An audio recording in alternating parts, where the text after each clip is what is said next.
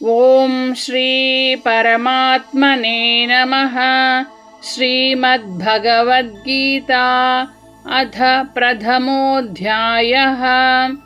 అర్జున విషాదయోగः. ధర్మక్షేత్రే కురుక్షేత్రే సమవేతాయుయుత్సవః. మామకాః పాండవాశ్చైవ కిమకుర్వత సంజయ. ధృతరాష్ట్రుడు అడుగుతున్నాడు, ధర్మానికి ప్రసిద్ధి అయిన కురుక్షేత్రంలో యుద్ధం చేయాలనే ఉద్దేశంతో చేరిన నా కుమారులు కౌరవులు ఇంకా పాండవులు చివరికి ఏమి చేశారు సంజయ? కురుక్షేత్రం ఇది సాధారణ భూమి కాదు, ధర్మం నిలిచే భూమి. అక్కడ ఒకవైపు అన్యాయం చేసిన కౌరవులు, మరోవైపు అన్యాయం భరించిన పాండవులు. ధృతరాష్ట్రుడు భయపడుతున్నాడు. ధర్మభూమిలో యుద్ధం జరిగితే ఎవరికి అనుకూలంగా ఫలితం వస్తుందో అందుకే సంజయుని అడుగుతున్నాడు. అక్కడ వాళ్ళు ఏమి చేస్తున్నారు? యుద్ధం మొదలైందా లేదా ఏదైనా మారిందా?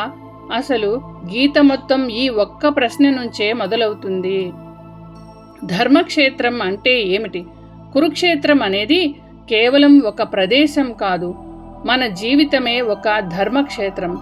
ఆఫీస్, ఇల్లు, స్కూలు, కాలేజీ, బిజినెస్, సంబంధాలు, ప్రతి చోట మన ముందు సరైనది తప్పైనది అనేది యుద్ధమే. కౌరవులు మరియు పాండవులు ఎవరు? మనలోనే ఉన్న రెండు శక్తులు. కౌరవులు కోపం, అసూయ, అహంకారం, స్వార్థం, అన్యాయం కలిసినవారు. పాండవులు నిజాయితీ, సహనం, ధైర్యం, కరుణ, ధర్మంతో నిండినవారు. ప్రతిరోజు ఇవి రెండు మన మనసులో యుద్ధం చేస్తూనే ఉంటాయి. ధృతరాష్ట్రుడు ఎవరు? మన అందమైన మమకారం. ఇది నాది, నా లాభం ముఖ్యం, నేను తప్పు చేయలేదు. ఇలాంటి ఆలోచనలు మనకి నిజం కనిపించనియవు. సంజయుడు ఎవరు?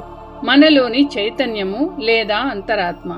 ఏది జరుగుతుందో స్పష్టంగా చూపిస్తుంది, కానీ మనం వినాలా వినకూడదా అనేది మన చేతిలోనే ఉంటుంది.